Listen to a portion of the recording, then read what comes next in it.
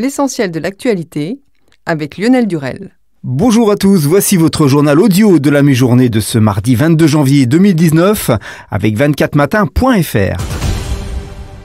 Le collectif La France en colère, lancé par la figure des Gilets jaunes Éric Drouet, demande à être reçu par Emmanuel Macron dans une lettre ouverte qui menace également d'intensifier les actions face à des contestataires qui perdent patience. Cette lettre, adressée au président de la République et postée sur les réseaux sociaux, fustige la surdité du chef de l'État qui persiste à ne pas entendre la gronde initiée le 17 novembre par Éric Drouet, chauffeur routier de Seine-et-Marne. La secrétaire d'État à l'égalité entre les femmes et les hommes, Marlène Schiappa, a justifié de co-animer une émission spéciale sur le grand débat avec l'animateur Cyril Hanouna le vendredi à 22h30 sur C8 comme étant une bonne initiative pour toucher un plus large public. La ministre, cible de critiques sur les réseaux sociaux, s'est justifiée sur BFM TV. Je trouve ça assez incroyable, le fait de mettre de côté une partie de la population du débat public, de leur dire « vous n'êtes pas assez bien pour participer au débat public ». C'est une des raisons qui nous a amenés à avoir les Gilets jaunes. Je crois que c'est au contraire une bonne initiative que d'aller s'adresser à 700 000 personnes qui regardent l'émission de Cyril Hanouna et qui peut-être n'auraient pas su comment participer au grand débat national, a-t-elle poursuivi. Le président de la commission d'enquête sénatoriale, les Républicains, Philippe Bas, a estimé qu'Alexandre Benalla a menti à propos des passeports diplomatiques qui lui auraient été, assure-t-il, restitués. Benalla nous dit « on m'a rendu les passeports ». Qui vous a rendu les passeports ? Il nous dit « je ne veux pas vous le dire car c'est couvert par la justice ».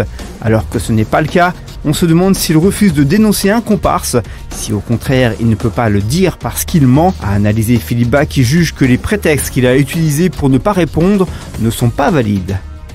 Une attaque revendiquée par les talibans contre une base des services de renseignement afghans a tué hier au moins 65 personnes, majoritairement des recrues en formation, portant un nouveau coup dur à des forces de sécurité afghanes déjà confrontées à de lourdes pertes.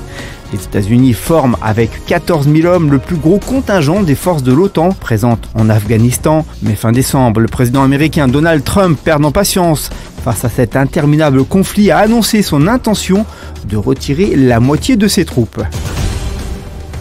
En bref, et dans le reste de l'actualité, Angela Merkel et Emmanuel Macron signent aujourd'hui un nouveau traité pour renforcer la relation franco-allemande et envoyer un message de soutien à la construction européenne au moment où elle est affaiblie par la montée des nationalismes. Le texte prévoit une convergence des politiques économiques, étrangères et de défense des deux pays, une coopération sur les régions transfrontalières ainsi qu'une assemblée parlementaire commune composée de 100 députés français et allemands. Dans le traité, la France et l'Allemagne adoptent une clause de défense mutuelle en cas d'agression. Sur le modèle de celle prévue au sein de l'OTAN, ils pourront déployer des moyens ensemble en cas d'attaque terroriste ou coopérer sur les grands programmes militaires. Un avion de tourisme parti de Nantes en direction de Cardiff a disparu hier soir à une vingtaine de kilomètres au nord de l'île de Guernesey, avec à son bord l'attaquant italo-argentin Emiliano Sala. Le joueur avait quitté le FC Nantes pour Cardiff City lors du dernier mercato hivernal.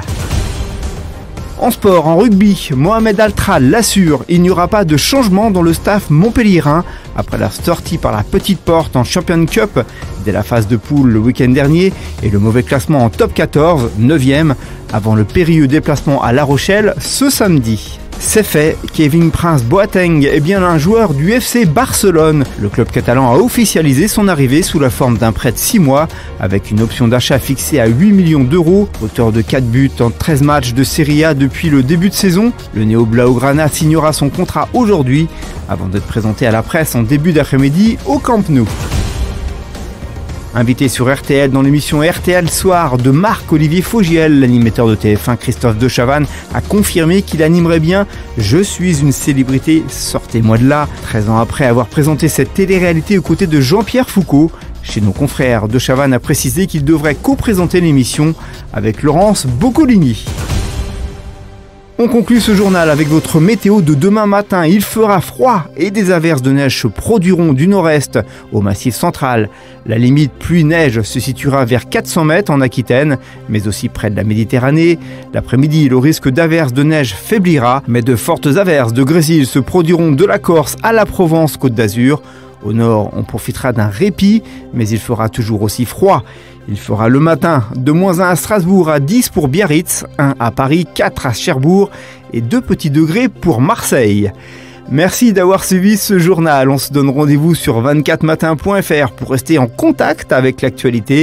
Et on se donne rendez-vous ce soir à 19h30 pour les 5 infos immanquables du jour sur notre site et nos applications. Bon après-midi à tous, à demain mercredi 13h pour un tout nouveau Flash Info.